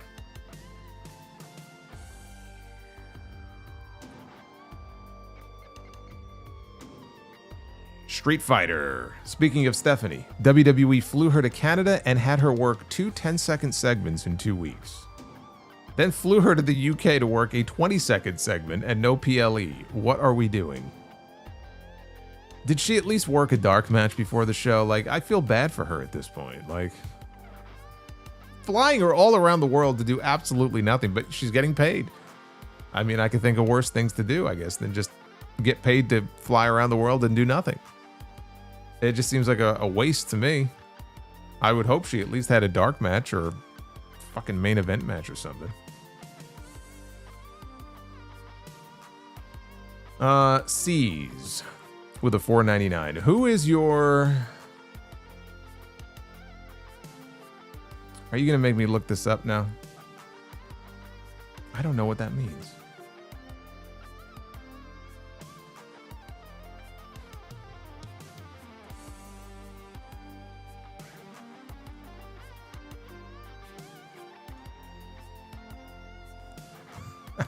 I don't know what that means, dude.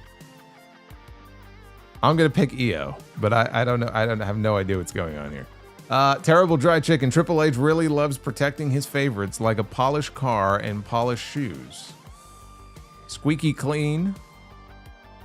No mud and no dirt on their favorites.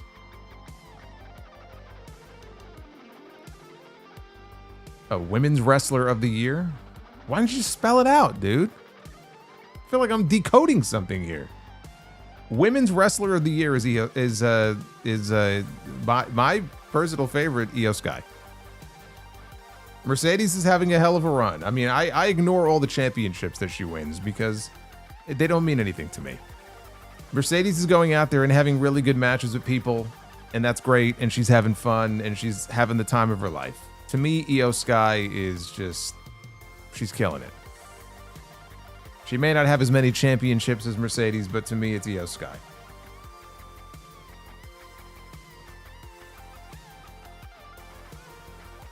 I actually typed that in because I thought it meant something, and like the result that I got, like there are no search results. Like, we don't know what you're talking about.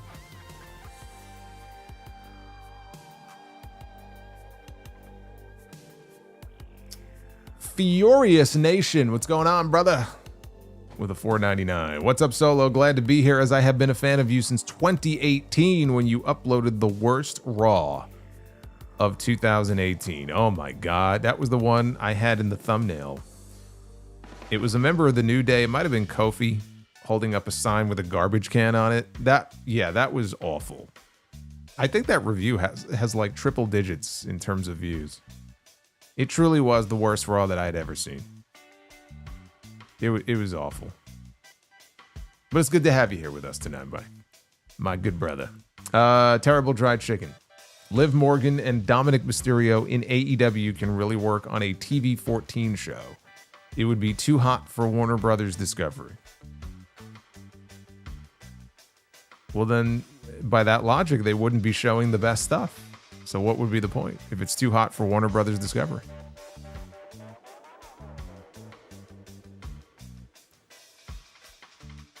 MGM Ballin, do you watch Peacemaker? I am upset they Def Rebel their intro theme for season 2.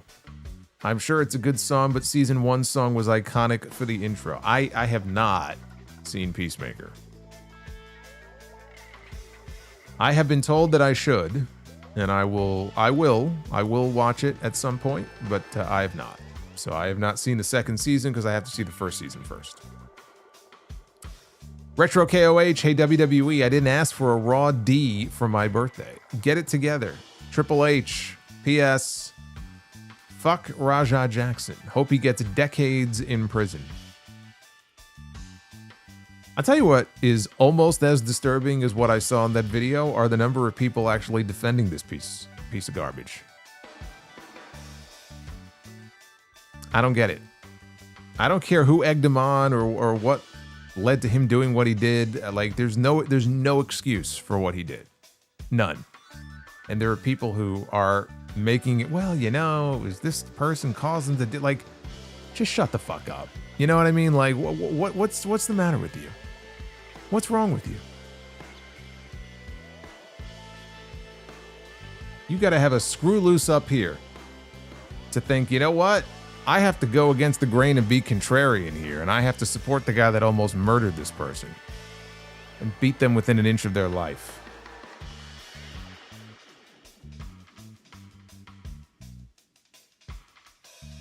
Charles Turner, enjoy your reviews you watch so I don't have to. That's why I'm here.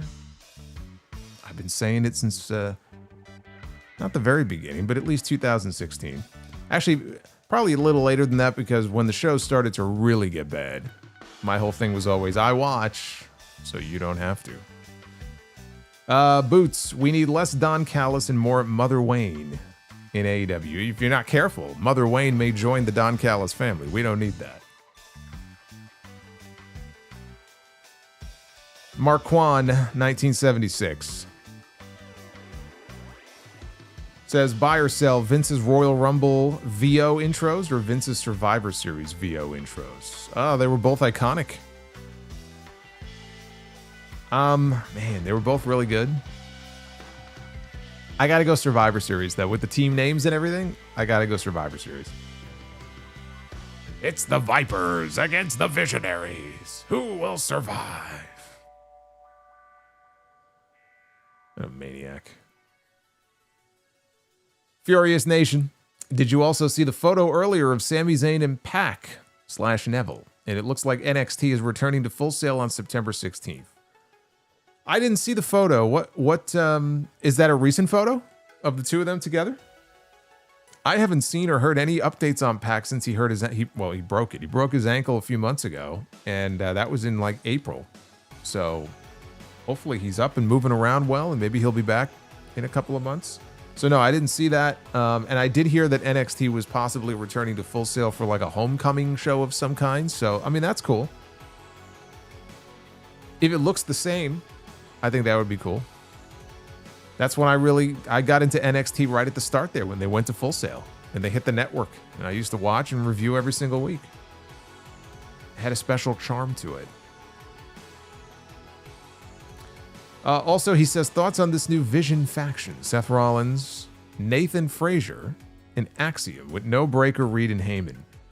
Not a fan. Not a fan. I just think they're too vanilla. They're just too plain Jane, if that's really all there is to the faction. And Seth is already kind of plain Jane enough. Braun Breaker, you know he's going to be a big breakout star, and he's going to be a big deal. When the breakup happens, hopefully they make a big deal about it. I like Bronson Reed. No, I would take Breaker and Reed over Frazier and Axiom for sure in that group. Bill Franco is here. Bill, I know, brother. I'm with you, my friend. Death Scythe, why do dogs love chasing cats? Because they love eating. Yes, I'll let that sound effect speak. Thank you, Death Scythe. Well, actually, based on what the fans in the UK were chanting tonight, I could just replace that with Seth Rollins and say, why do dogs love chasing cats? Because they love eating Seth Rollins. And that actually sounded awful. That did not come out the way that I really thought it would, so we'll forget that. Terrible Dried Chicken says, in the words of Nicolas Cage from The Wicker Man, not the bees.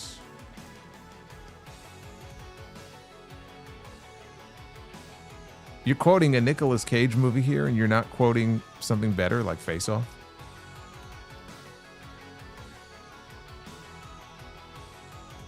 Nah, I actually don't think I ever saw The Wicker Man. Never saw The Wicker Man, never saw John Wick. I feel like I have to correct that. The Juliet says, yes, it is a homecoming episode of NXT. Well, that I may have to check out. I did see parts of Heat Wave. I didn't have time to watch the entire show.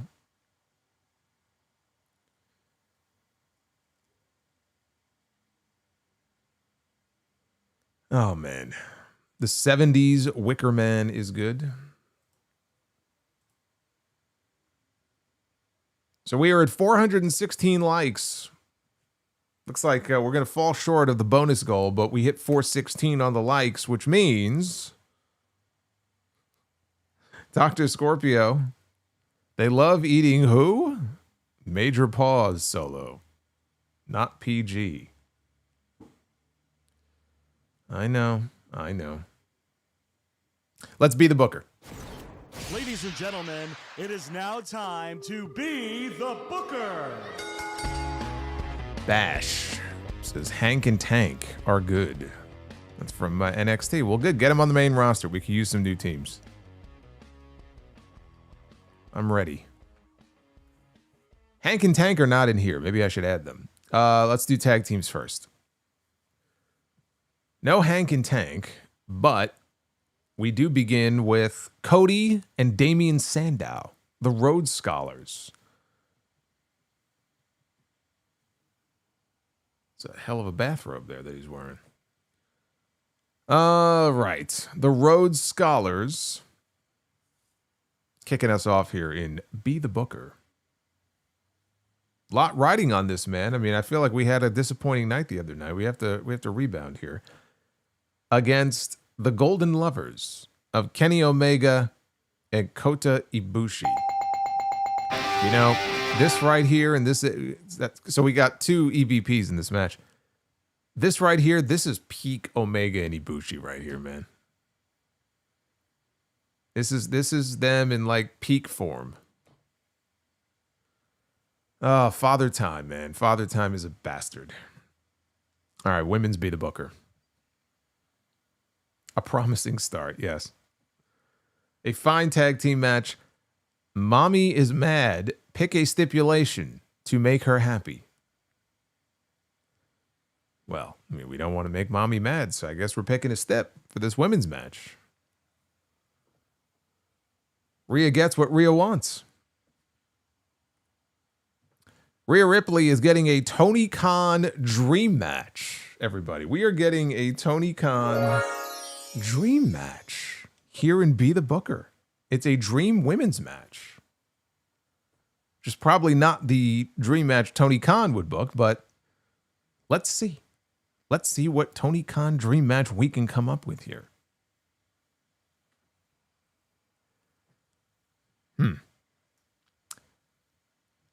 Xia Li. I believe she Mei Ling in TNA. Xia Li. I don't know, man. I don't think this is the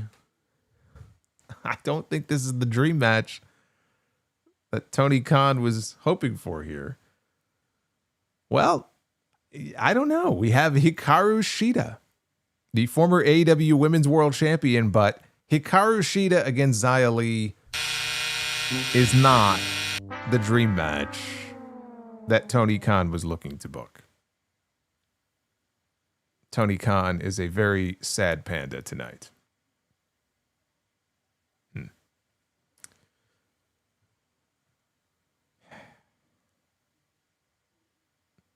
Let's see if we can do better here in this main event.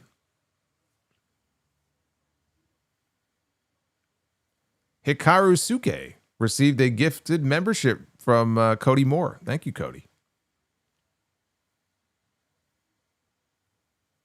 Now here's a main event. All right. Yes. Bret the Hitman Hart. We can't possibly fuck this up. Bret the Hitman Hart in the main event. It's going to be a good night here in Be the Booker. Bret the Hitman Hart against the $1 Million Man, Ted DiBiase. We didn't get the clean sweep, but we got a fine main event. The Hitman and the $1 Million Man, and what the fuck, man? We'll pick a stipulation because why not? Why not? What kind of match are Bret Hart and the $1 Million Man going to have? It's going to be a tables, ladders, and chairs match. That is not the stipulation that Bret Hart and Ted DiBiase were looking for. It doesn't really cater to their strengths. We giveth the bell, we taketh away. I'm like when you start getting on a hot streak in Vegas and you're feeling good, so you want to keep going. I don't know when to quit. You keep going and you lose everything. And that's exactly what happened. Unbelievable. Unbelievable. Nick Wayne's mom has got it going on. But we got a song. It's all I want, and I've waited for so long. Nick Wayne, can't you see? Go away and leave me be. I hope she likes this song, cause I'm in love with Nick Wayne's mom. Nick Wayne's mom has got it going on. Nick Wayne's mom has gotta love this song. Woohoo! All right. Who dropped that? Who dropped that? Mother Wayne super chat here. I don't even know. I got to go find it now. Oh man, let's see. It disappeared on me. I didn't see the name here. I was so into the song. I didn't even see who it was.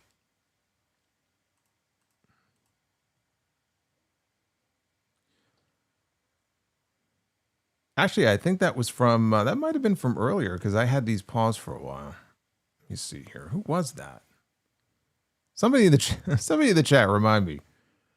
Remind me here in the chat. Who was that? I wasn't paying attention. Thank you, though. Always good to sing that song there for the one and only Mother Wayne. Oh, it was Boots. Okay, yes, it was Boots. You're right. Shout out to Boots. Of course it was Boots. Of course, there he is. I see it now. That was the one with we need less Don Callis and more Mother Wayne. I said I had these paused. I read that one earlier. Thank you, Boots. Thank you, my friend. Terrible Dried Chicken says, the worst thing with the bees did in the movie My Girl. They killed Macaulay Culkin in that movie. Well, he made the mistake of kicking that beehive, and he was allergic. So, I mean, what did you expect was going to happen there? That was very sad. I could watch that movie back, and when Dan Aykroyd, who ran the funeral home, when he gets the news and he has to tell his daughter, like, I always tear up. It's a very, very sad scene. When is my record deal? I'm in negotiations. As soon as I know more, I'll let you guys know. Nick Wayne's mom has got it going on. Nick Wayne's mom has gotta love this song. Woohoo! We're working on it, brother. We're working on it. We got Death Scythe. So according to Terrible Dried Chicken, we are getting Punk, Seth, Knight, Uso in a 4-way BDSM dungeon match for the world title. Yeah, I think I'm going to skip that PLE. Thank you very much. And Joseph Stewart, are you an Austin Powers fan? And who was your favorite Austin Powers character? Fat Bastard. Yeah. I think my favorite Austin Powers scene is from the first movie where that security guard or whatever he was is standing there, and Austin he's in that roller, and it's coming towards him, and he just stands there screaming. And the thing is like 50 feet away from him. He could move out of the way, but he doesn't. And they're like, move. He's just standing there screaming. And then he gets run over. I'm a big fan of that scene. But Fat Bastard would probably be my favorite character.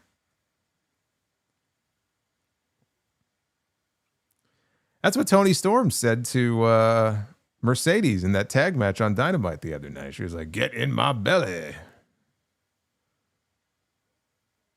Terrible Dried Chicken says, just to be clear, I want Punk, Knight, and Jay to give Seth Rollins a good old-fashioned butt whooping at Clash in Paris.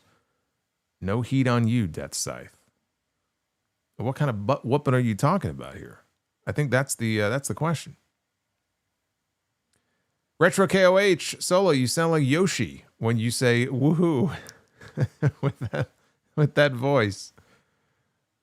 I sound like Yoshi. I always hated Yoshi in those games. What an annoying little prick he is.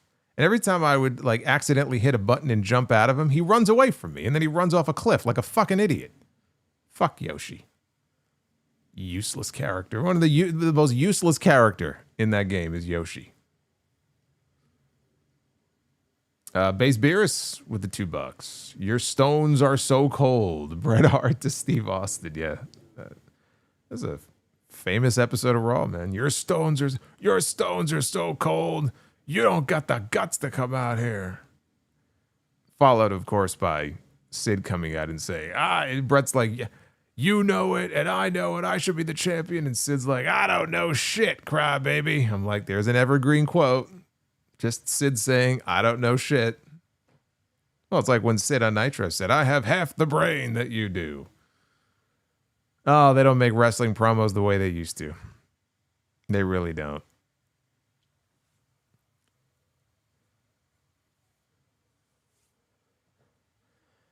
Yoshi is the best in Mario Kart. I was so sad to see he wasn't in the Super Mario Brothers movie. Well, he might be better in Mario Kart, but he's still the most useless character in most of those games to me. I'll take Toad over Yoshi. I'll take one of the Goombas over Yoshi. So Solo doesn't like Yoshi because he can't stop hitting the X button. That's possible. I'm telling you, every time I hit this button, he just runs away from me.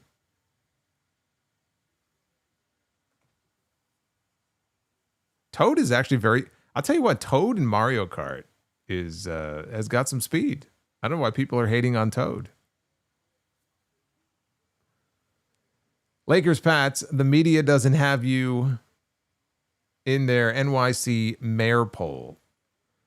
Yeah, that's a job I don't want. To run this city? No, thank you. I think I'll pass. Would take up too much of my time anyway. I need to be able to stream. Matt Fisher, to this day, I still have never had corn the long way. I just added that last part in. You've never had corn. Well, I mean, I guarantee you've had corn. You just haven't had corn in like raw form or corn on the cob. But there's so much shit and chips and stuff that has corn in it. I guarantee you've had corn in some form. Dr. Scorpio can't support you no more for the Yoshi slander. All right. Well, I love Yoshi. Yoshi is the best character in Mario. All right. So now we got Dr. Scorpio back. Now we're all good. Base Beerus, Sid actually had a ton of hilarity. You know, Sid was awesome, man. I mean, when he came out and saw that Goldberg had crushed his car, and he stood there going, Goldberg. How can you not like Sid, man? He's the perfect pro wrestling character. With that little Orphan Annie haircut. It was awesome.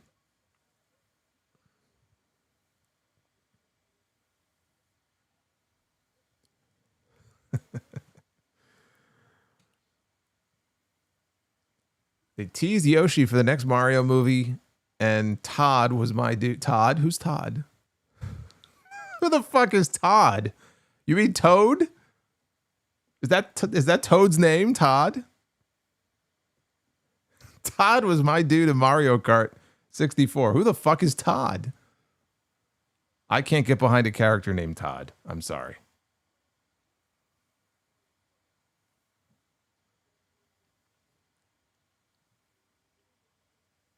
Death Scythe says, watch if Mario Kart was a reality TV show because Toad is fantastic.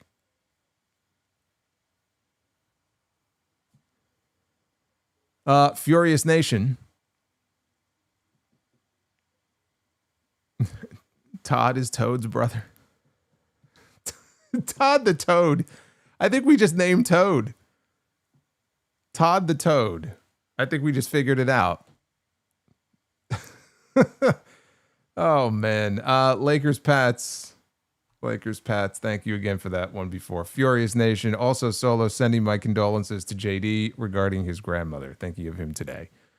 Yeah, well, I mentioned him on the podcast on Sunday. We're all sending our thoughts and condolences to JD. We're all thinking about him. Of course, we'll be talking on TNT tomorrow night, Tuesday Night Titans, episode 108, 109. We've done so many of them at this point, I can never keep track of what number we're up to, but we should be live tomorrow night.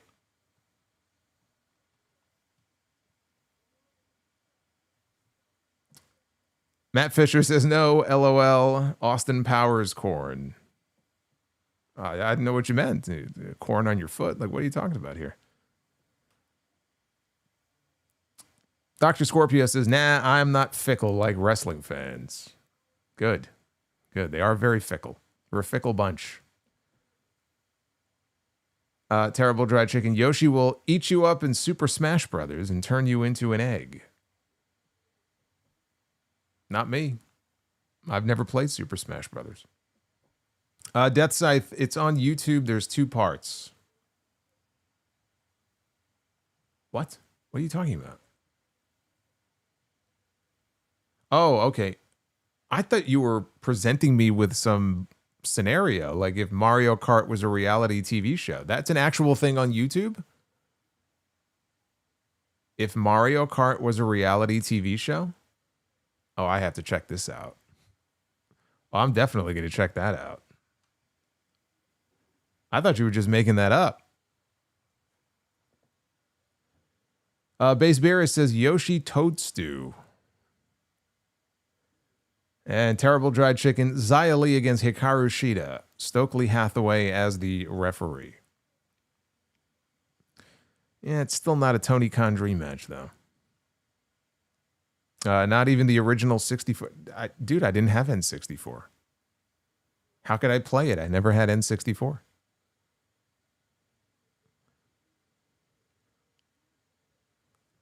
So, no, I never even the original version, no.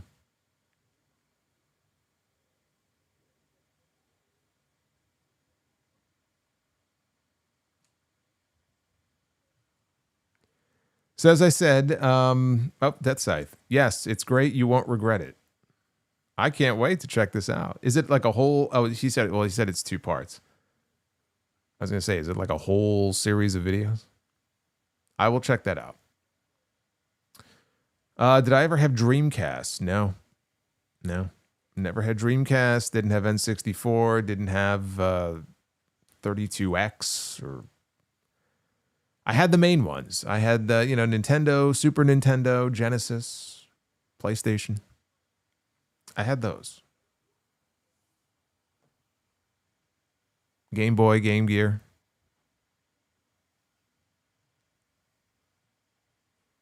Like I said, tomorrow night, I will be joining JD on his channel for Tuesday Night Titans.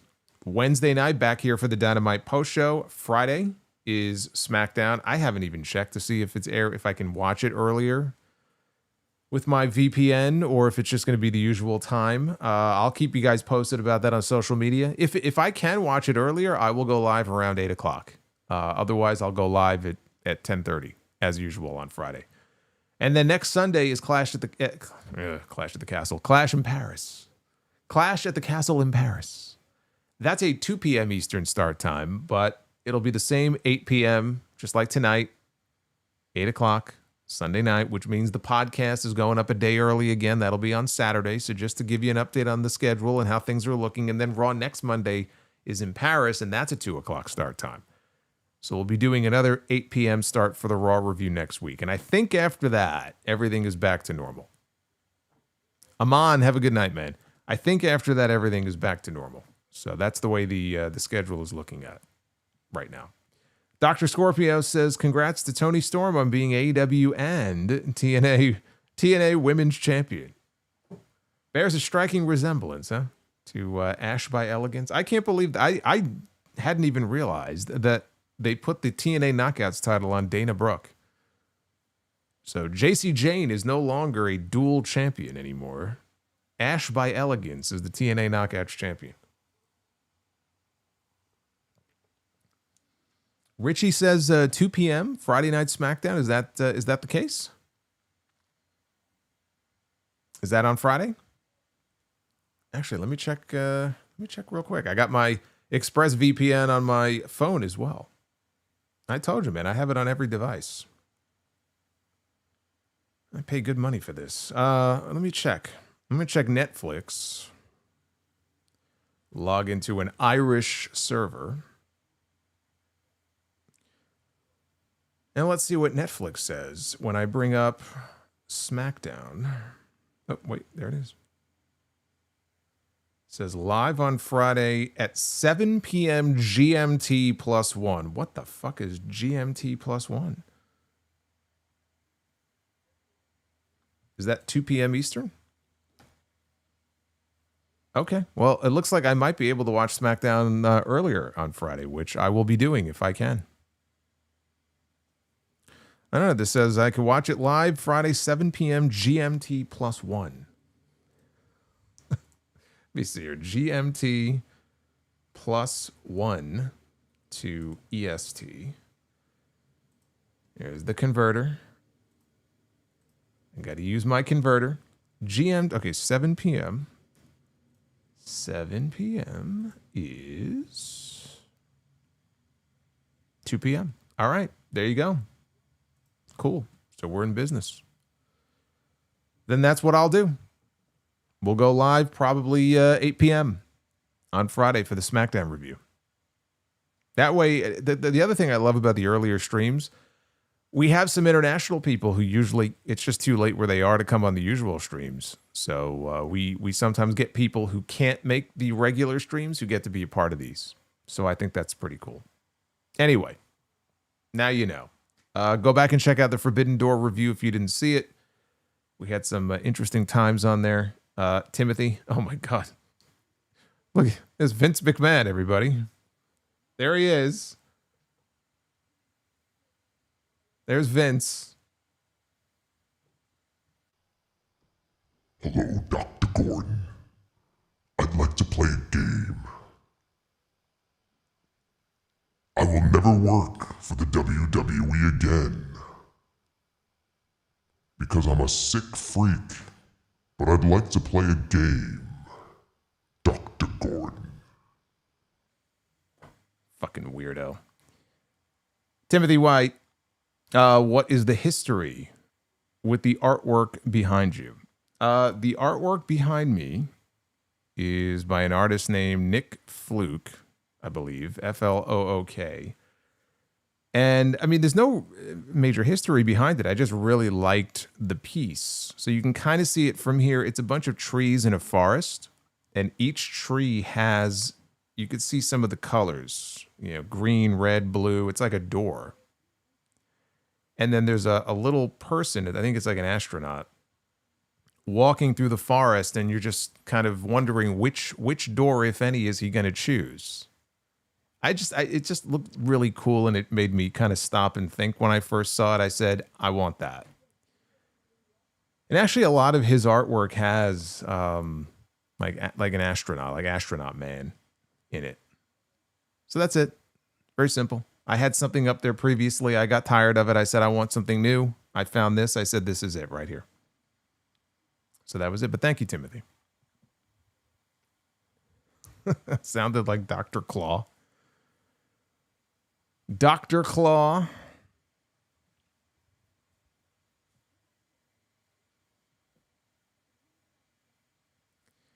Be well. Stay safe. Have yourselves a great night. And I will see you guys on TNT tomorrow and back here for the post Forbidden Door edition of Dynamite, the post show on Wednesday night. Until then, take care, guys.